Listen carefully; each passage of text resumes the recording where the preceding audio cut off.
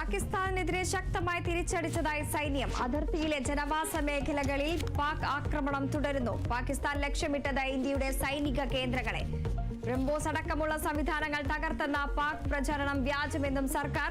ഷെല്ലിങ്ങും വെടിവയ്പും drone ആക്രമണവും പാകിസ്ഥാൻ നടത്തിയെന്ന് സ്ഥിരീകരിച്ച വിദേശകാര്യ സെക്രട്ടറി. 6 പാക് സൈനിക കേന്ദ്രങ്ങളും 2 വ്യോമതാവളങ്ങളും ഇന്ത്യ ആക്രമിച്ചു.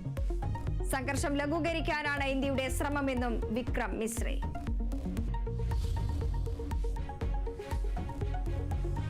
രജൌരിയിൽ പാകിസ്ഥാൻ നടത്തിയ കനത്ത ഷെല്ലിംഗിൽ സർക്കാർ ഉദ്യോഗസ്ഥരടക്കം 3 പേർ കൊല്ലപ്പെട്ടു. കൊല്ലപ്പെട്ടത് ജമ്മു അഡ്മിനിസ്ട്രേറ്റീവ് സർവീസ് ഉദ്യോഗസ്ഥൻ രാജ്കുമാർ താപ്പയും 2 പ്രദേശവാസികളും, സ്ഥിരീകരിച്ച കശ്മീർ മുഖ്യമന്ത്രി ഒമർ അബ്ദുള്ള. ആക്രമണമുണ്ടായത് രാജ്കുമാറിന്റെ വസതിക്ക് നേരെ. രജൌരിയിൽ തുടർച്ചയായി 4 മണിക്കൂർ ഷെല്ലിംഗ്.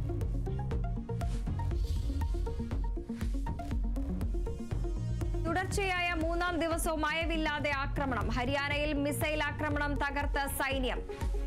സിർസയിൽ മിസൈൽ ഭാഗങ്ങൾ കണ്ടെത്തി. ഫിറോസ്പൂരിൽ ജനവാസ മേഖലയിൽ ഡ്രോൺ ആക്രമണത്തിൽ 3 പേർക്ക് പരിക്ക്, ഒരാൾ ഗുരുതരാവസ്ഥയിൽ. ശ്രീനഗറിൽ പുലർച്ചെ സ്ഫോടന ശബ്ദങ്ങൾ. ജമ്മു വിമാനത്താവളത്തിന് നേരെ ആക്രമണമെന്ന സംശയം. ഉധംപൂരിലും ബാരാമുള്ളയിലും വൻ പൊട്ടിത്തെറി ശബ്ദം. പൂഞ്ചിലും രജൌരിലും കനത്ത ഷെല്ലിംഗ്.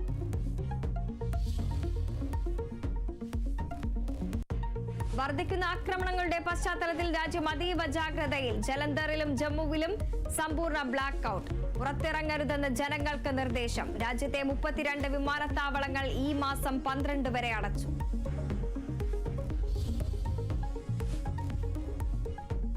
ഇന്ത്യയുടെ എതിർപ്പിനിടയിലും പാകിസ്ഥാൻ അന്താരാഷ്ട്ര നാണയനിധിയുടെ സഹായം. വായ്പയായി അനുവദിച്ചത് 8,500 കോടി രൂപ. വായ്പ അംഗീകരിച്ചതായി പാക് പ്രധാനമന്ത്രിയുടെ ഓഫീസ്. തീരുമാനം പാകിസ്ഥാൻ പണം ഭീകരവാദത്തിന് ഉപയോഗിക്കുമെന്ന ഇന്ത്യയുടെ വാദം മറികടന്ന്.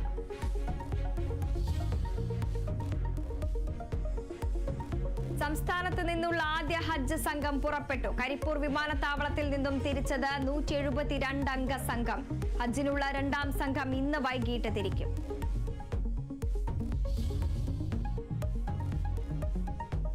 മലപ്പുറത്ത് നിപ ബാധ സ്ഥിരീകരിച്ചതിന് പിന്നാലെ ആരോഗ്യ വകുപ്പിന്റെ പനി സർവൈലൻസ് നടക്കും. സർവൈലൻസ് നടക്കുക 4 ദിവസങ്ങളിലായി.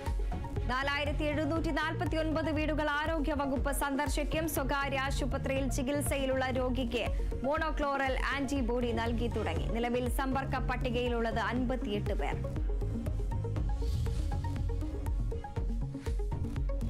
ആലപ്പുഴ ചെറിയനാട് റെയിൽവേ അടിപ്പാതയിലെ വെള്ളക്കെട്ടിന് പരിഹാരമാകുന്നു. അടിപ്പാതയിലെ വെള്ളക്കെട്ട് ഒഴിവാക്കുന്നതിനുള്ള പ്രവർത്തനങ്ങൾ ആരംഭിച്ചു. നടപടി വെള്ളക്കെട്ട് ദുരിതമാകുമെന്ന കേരള വിഷൻ വാർത്തയെ തുടർന്ന്. Kerala vision news impact.